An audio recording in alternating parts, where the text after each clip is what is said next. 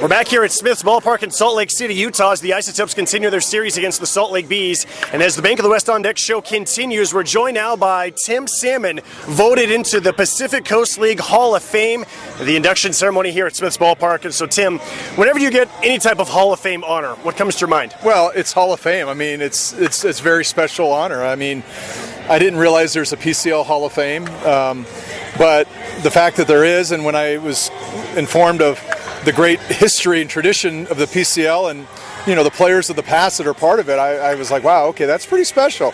I'll take that one then, you know. But, you know, at this point in my post-career, I've gone through the 5 years. Okay, I didn't get into the Major League Hall of Fame. I did get in the Angel Hall of Fame, so I figured, well, that's about it. There's nothing else there. And then they called up and said, hey, PCL says you're in the Hall of Fame. I'm like, oh, cool. Well, it was definitely deserving. There was only 1 year you were there, 1992 with Edmonton, 347 average, 29 home runs, 105 RBIs. But what I want to know, Edmonton, Calgary, Vancouver, 3 teams in Canada. What in the world was April like?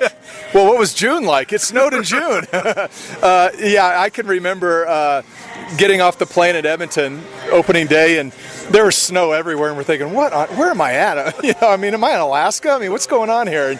Because I'd never traveled outside the country, and especially that far north. So Edmonton was a unique situation for sure. But I loved it. I mean, it was the first minor league stop for me that really felt like I was playing in a city. You know, I'd been in some smaller towns, Bend, Oregon.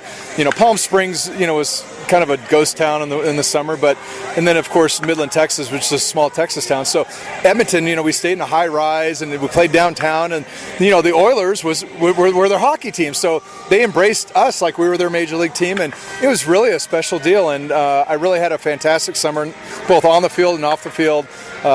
You know, didn't get dark until 11 o'clock at night in the summertime. Kind of weird, playing at twilight all night long. But you know, I had a fantastic year, so I have great memories. What about memories of Albuquerque? I'm sure you guys must have gone there. It was the old Albuquerque Sports Stadium at the time. What's your memories? Yeah, I remember it was a launching pad. You know, the fact that I think we traveled all day getting there, and they had a big barbecue waiting for us, and we ate, and we're tired, and now we got to play a game, and we felt just like, oh, we're going to get slaughtered, and we scored like 25 runs, and we're all like, wow, if we feel this bad and we were going to score this many runs, can't wait till tomorrow when we're feeling good, you know. But that was about the extent of my memories there. I don't even know what kind of series I had, but you know, I hit well all year long, so I probably had a good series. This is the Bank of the West on Deck show. We're visiting with Tim Salmon, newest member of the Pacific Coast League Hall of Fame. What about just in general, minor leagues? Is there any craziest story, most unique thing that happened at anywhere that you were in the minor leagues that stands out? Well, yeah, that's what the minor leagues are about. I mean, I really enjoyed my minor league experience. I mean, and not on the field all the time, but it just there's something unique to playing in the minor leagues for sure. And every city I was in, every town I was in, there was always some unique thing. I mean, Fernando Valenzuela coming down and pitching for us, and they have fans, you know, standing room only, fans in the warning track, and you know, passing the hat around in Midland, Texas every time you hit a home run. Boy, you know, when you're making $850 a month, that's big money. And I think one of Edmonton, I had some great stories. I mean, you know, the snow. I mean, playing in weather, you know, that's so foreign to me. But we were playing a game. I think it was probably early June, and it was back to the beach night in Calgary, and it was going to be a sold-out deal. If you wear your bathing suit, you get in free. And this major sleet storm rolled in, and we're like, oh, it's got to be canceled. And like, nope, they're playing. And we're like, well, nobody's going to show up. It was a packed house. And they made us play for 5 innings standing out there in a sleet. I consider it hail, but it was a hailstorm, and it was freezing. I'm thinking, what on earth are these Calgary? Holy, what kind of are these people made out of? So, but yeah, I could go on. I could write a book on minor league stories. It was a great experience, and sometimes it's a little, looking back, I mean, sometimes it's a little more fun than playing in the big leagues because you don't have all the pressures that go with playing at the highest level. And, you know, when anybody can handle it when it's going well, but when it's not going well, you know, it becomes a job. And it never felt like it was a job in the minor leagues. You mentioned in Edmonton, the Edmonton Oilers, the hockey team. How much were you able to go to games and kind of see Canada's favorite sport, hockey? Yeah, well, Peter Pocklington, I believe, was the owner of the Oilers then, and he was the owner of our of the Trappers. So, and I grew up in Arizona, so we're talking, you know, the late '80s, early '90s. I mean, I didn't grow up playing hockey, so hockey was so foreign to me. But we got to go to the postseason games they had. I mean, it's baseball, so you're playing every night too. So, but we did have an opportunity to go to a postseason game, and we sat in the nosebleeds, and I'm watching this game on ice, going, "Where's the ball? I mean, the puck. What are they doing?" I couldn't track it.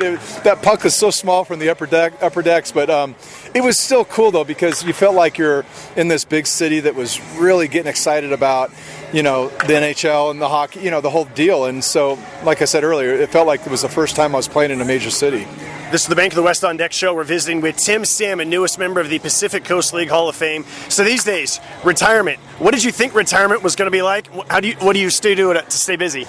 Well, my wife continues to ask me, when are you going to officially retire? Because I stay busy. I have not slowed down one bit. I got out of the game. I have 4 kids. I got out of the game. I got right into coaching with my boys and my daughter's softball team, and kind of tracked them all the way up. And at the same time, I was doing some stuff for the Angels. And then about 3 years into it, I did the Fox Sports pre- and post-game show for the Angels. So I do about 45 games a year for them.